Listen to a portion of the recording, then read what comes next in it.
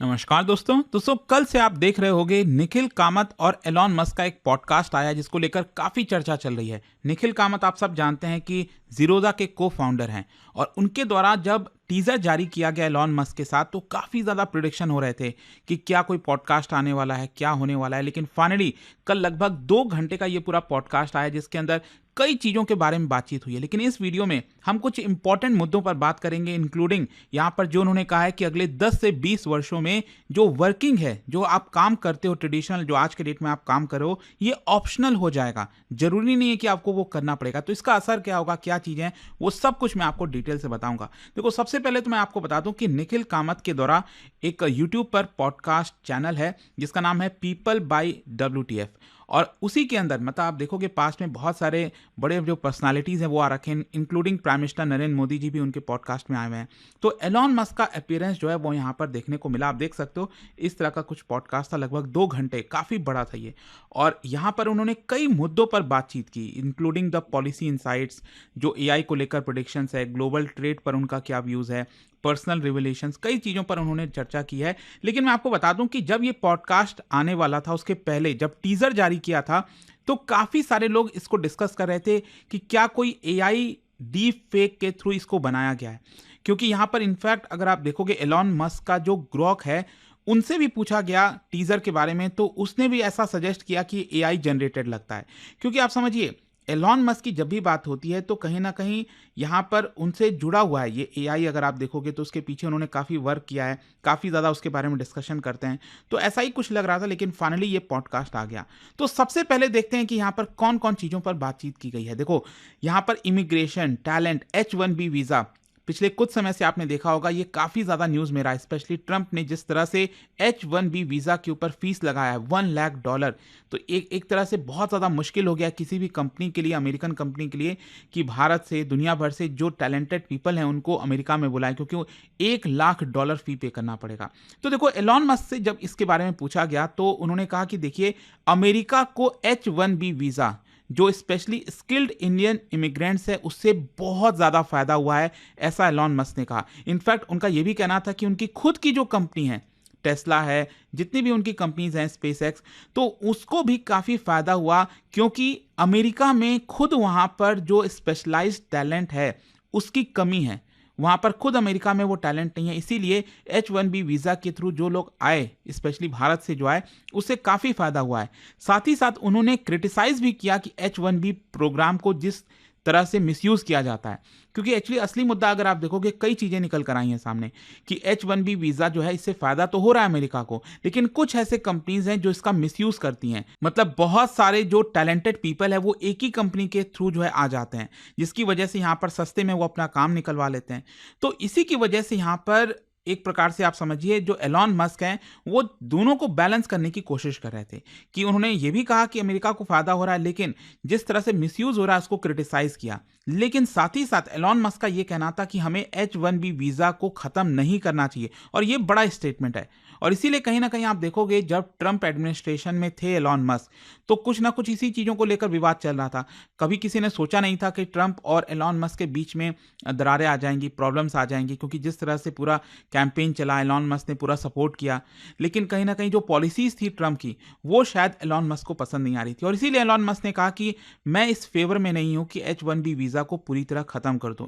उनका कहना था कि हमें रिफॉर्म्स लाने की जरूरत है, यहाँ पर जो जेन्युइन स्किल्ड वर्कर्स हैं वो अमेरिका में आए, जिससे अमेरिका को फायदा हो। और ये मायने क्यों रखता है, क्योंकि एलॉन मस्क की जो कंपनी मैंने आपको बताया, टेस्ला, स्पेस एक्स, उनको काफ़ी फायदा हुआ है। हाईएस्ट रिक्रूटर्स हैं अगर आप देखोगे ग्लोबल हाई स्किल टैलेंट में। और ये जो स्टैंड है, ये कहीं ना कहीं बैलेंस है उसका, और ये जो ऑब्जर्वेशन है एलॉन मस्क का, ये अब कहीं ना कहीं इसके बारे में बातचीत होगी। जब भी H1B वीज़ा को चर्चा होगी तो एलॉन मस्क ने ये जो चीज़ कहा है तो उसकी हमेशा जो है बात रखी जाएगी। अच्छा, नेक्स्ट यहाँ पर अगर हम ग्लोबल ट्रेड और टैरिफ पॉलिसीज़ की बात करें, आप देख ही रहे हो कि ट्रंप ने जिस तरह से बड़ी मात्रा में भयंकर टैरिफ लगाया है, तो इसको लेकर जब पूछा गया तो अगेन एलॉन मस्क ने कहा कि I am strongly against tariff. Specially obvious सी बात है, वो डायरेक्टली ट्रंप का नाम नहीं ले रहे थे, लेकिन जिस तरह से ट्रंप ने टैरिफ लगाया हुआ है वो उसके खिलाफ है। क्योंकि इसकी वजह से जो इकोनॉमिक एफिशिएंसी होती है वो हार्म होती है, डिस्टॉर्ट हो जाती है जो ट्रेड होता है। और उन्होंने रिवील किया that he did not want tariffs imposed on India. आज के डेट में आप देखो ना, अभी तक ट्रेड डील नहीं हो पाया है, 25% प्लस 25% टैरिफ लगा हुआ है, तो बहुत हैवी टैरिफ है। दुनिया में one of the highest tariff Bharat के ऊपर लगा हुआ है। और इसीलिए एलॉन मस्क का कहना था कि free trade supports innovation, free trade होगा तभी इनोवेशन होगा, अफोर्डेबिलिटी आएगी, टेक्नोलॉजिकल प्रोग्रेस होगा। हम टैरिफ लगाकर ये चीज अचीव नहीं कर सकते। और ये मायने क्यों रखता है? क्योंकि अगर आप देखोगे तो यहाँ पर एलॉन मस्क इलेक्ट्रिक व्हीकल्स में, एरोस्पेस में, एआई में लीडर है। उनकी कंपनी जो है एक प्रकार से लीडर है। तो उनका जो व्यू है वो एक तरह से आगे आने वाले जो इन्वेस्टर्स का सेंटीमेंट है, पॉलिसी थिंक टैंक है, इंटरनेशनल ट्रेड कन्वर्सेशन है, उसमें उनका जो व्यूज़ है वो काफ़ी मायने रखेगा। और यही चीज़, क्योंकि पूरी दुनिया इस चीज़ को जान रही है। इनफैक्ट अगर आप देखोगे तो कल मैं देख रहा था कि जो एस जयशंकर साहब हैं, उन्होंने बयान भी दिया।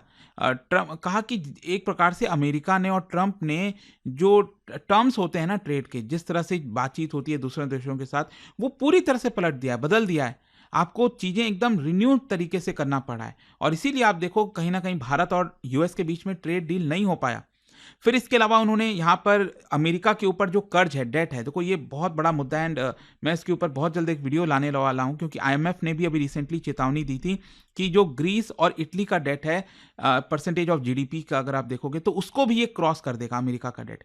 तो इसको लेकर भी यहाँ पर ट्रंप से पूछा गया और ट्रंप ने कहा कि जो फेडरल डेट है वो डेंजरसली हाई है, बहुत ज़्यादा हाई हो चुका है। और उन्होंने कहा कि हमें स्ट्रक्चरल चेंजेस की जरूरत है, टेम्पररी कुछ चीज़ें करके नहीं होगा मामला। तो इसी की वजह से यहाँ पर जो अमेरिका का कर्ज है वो बहुत तेज़ी से ऊपर बढ़ता जा रहा है, क्योंकि प्रॉब्लम कई सारी की है। वहाँ पर जो दो पॉलिटिकल पार्टीज़ हैं, डेमोक्रेट्स और रिपब्लिकन, उनके बीच में सहमति नहीं बन पा रही है। एक पार्टी कहती है कि हमें टैक्स कट करना है, दूसरी कहती है नहीं, अभी हमें बढ़ाना है। एक पार्टी कहती है जो वेलफेयर स्कीम्स है उसमें कटौती करो, दूसरी कहती है नहीं, क्यों करना है।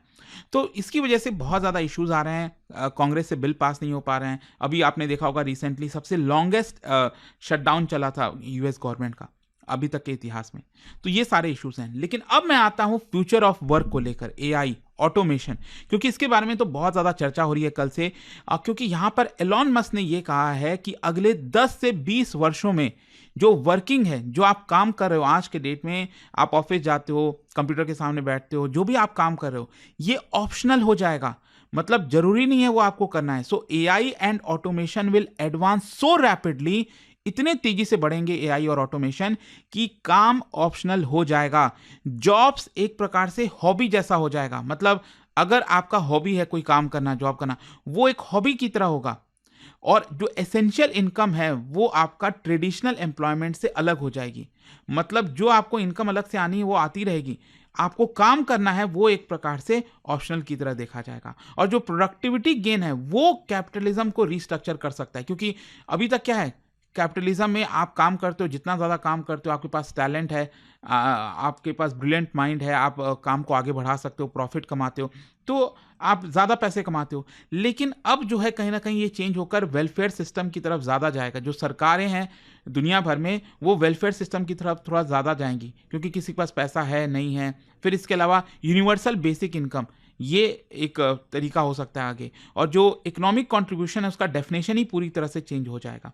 मतलब कहीं ना कहीं आप ये समझिए, ये जो स्टेटमेंट उन्होंने कल दिया, तो एलॉन मस्क का ये जो लॉन्ग स्टैंडिंग ये वार्निंग रही है हमेशा से, कई बार उन्होंने इस चीज़ के बारे में बात की है।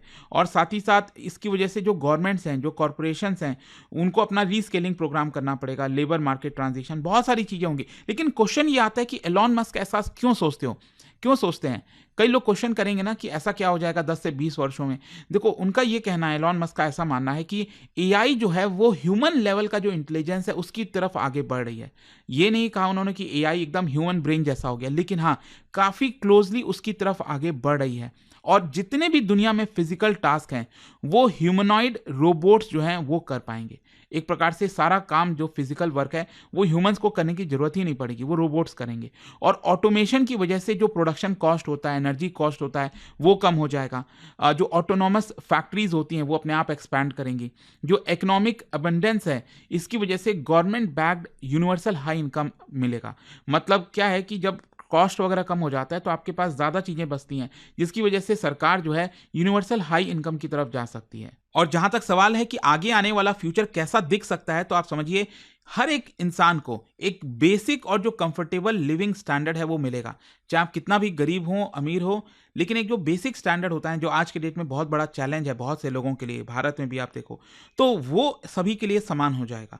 ह्यूमंस जो हैं वो वर्क करेंगे पैशन के लिए, सर्वाइवल के लिए नहीं। आज के डेट में तो बहुत से करोड़ों लोग हैं भारत में सर्वाइवल के लिए काम करते हैं, और एआई जो है वो ज़्यादातर इंडस्ट्रीज को रन करेंगी। क्रिएटिविटी, लीजर, इनोवेशन, ये सोसाइटी में डोमिनेंट हो जाएंगे। और क्वेश्चन ये है कि इसकी वजह से अपॉर्चुनिटीज़ क्या है और चैलेंजेस क्या हैं। देखो कई अपॉर्चुनिटीज़ हैं। एक तो पॉवर्टी खत्म होगी इसकी वजह से, जो लो कॉस्ट गुड्स हैं वो आपको और ज़्यादा कम दाम में मिलेंगे।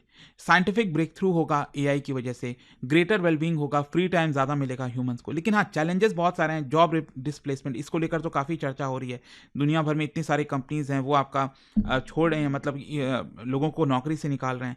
एआई गवर्नेंस और पावर इम्बैलेंस, ये आपको देखने को मिल सकता है। एथिकल डायलेमास होगा। एआई जब से आया है बार बार इसी को चर्चा होती है ना कि एथिकल डायलेमा को लेकर कि क्या जो आप एआई से करा रहे हो क्या वो सही है गलत है। ह्यूमन आइडेंटिटी और जो पर्पस इशू है वो आपको देखने को मिल सकते हैं। तो ये सारी चीज़ों पर चर्चा हो रही है। जाने से पहले यहाँ पर एक और चीज़ मैं आपको बता दूं कि एलॉन मस्क ने एक और बड़ा इंटरेस्टिंग चीज़ बोला जो कि काफ़ी सरप्राइजिंग था बहुत से लोगों के लिए। उनका कहना था कि उनकी जो पार्टनर है शिवॉन जिलिस, वो हाफ इंडियन है। जी हाँ, उन्होंने ये बताया, इनफैक्ट कहा कि उनका जो बेटा है एक उनका मिडिल नेम शेखर है, और ये शेखर बेसिकली जो फिजिस्ट रह चुके हैं, जो सुब्रमण्यम चंद्रशेखर थे, 1955 में मृत्यु हो गई थी, तो 1955 में, हाँ, तो उन्हीं के नाम से जो है इंस्पायर्ड है, जो उनके बेटा का मिडिल नेम है शेखर। तो ये सारी चीज़ों को लेकर चर्चा हुई है। लेट्स सी आगे क्या होता है, बट आई होप कि ये जो पूरा पॉडकास्ट था उसका जो एक सारांश था, जो एक इंपॉर्टेंट चीज़ें थी वो आपको समझ में आई होंगी। जाने से पहले एक इंटरेस्टिंग क्वेश्चन, क्योंकि हम एआई के बारे में बात कर रहे हैं, क्या बता सकते हो एरावत, AIRAWAT, ये रिसेंटली न्यूज़ में चल रहा था, ये किस चीज़ से रिलेटेड है आपको बताना है इन ऑप्शंस में से। इसका राइट आंसर आप सब जानते हैं, मेरे इंस्टाग्राम पर तो मिलेगा ही, वहाँ पर अगर आप नहीं, कोई बात नहीं, टेलीग्राम से ले सकते हैं इसका सही उत्तर। और दोस्तों जैसा मैंने आपको बताया, अगर आप यूपीएससी 2026 में प्रीलिम्स देने वाले हैं तो प्रीलिम्स स्पेसिफिक जो क्रैश कोर्स है सक्सेस इन प्रीलिम्स, जिसमें आपको पूरी तैयारी, previous year question, live classes, CSAT, personal mentorship, सब कुछ मिलेगा। लिंक कमेंट सेक्शन में दिया हुआ है। Use this code Ankit live maximum discount के लिए, और ये फोन नंबर है, यहाँ पर आप कॉल कर सकते हैं, मेरी टीम आपको अच्छे से गाइड कर। दोस्तों यूपीएससी का टारगेट बड़ा होता है और सही गाइडेंस मिल जाए तो सफर आसान हो जाता है। स्टडी IQ IS लेकर आया है अचीवर्स सेल, जिसमें मिल रहा है पूरी यूपीएससी 2027 की तैयारी सिर्फ 12,499 में, वो भी टॉप फैकल्टीज के साथ। और सबसे बड़ी बात, एक ही कोर्स में प्रीलिम्स से लेकर इंटरव्यू तक की complete preparation, daily live evening classes, structured notes, previous year question, test series, mentorship, सब कुछ एक ही जगह, एक ही प्रोग्राम में। सीट्स लिमिटेड हैं, तो अगर आप 2027 सीरियसली टारगेट कर रहे हो, this is the right moment to start strong. बस स्टडी IQ ऐप खोलो, सर्च करो P2I बैच, कोड यूज करो Ankit live, ANKITLIVE for maximum discount. अभी भी कोई डाउट हो तो इस फोन नंबर पर कॉल करिए ताकि मेरी टीम आपको अच्छे से गाइड कर पाए। नंबर है 092400232393। स्टडी IQ IS, आपका सिलेक्शन हमारा मिशन।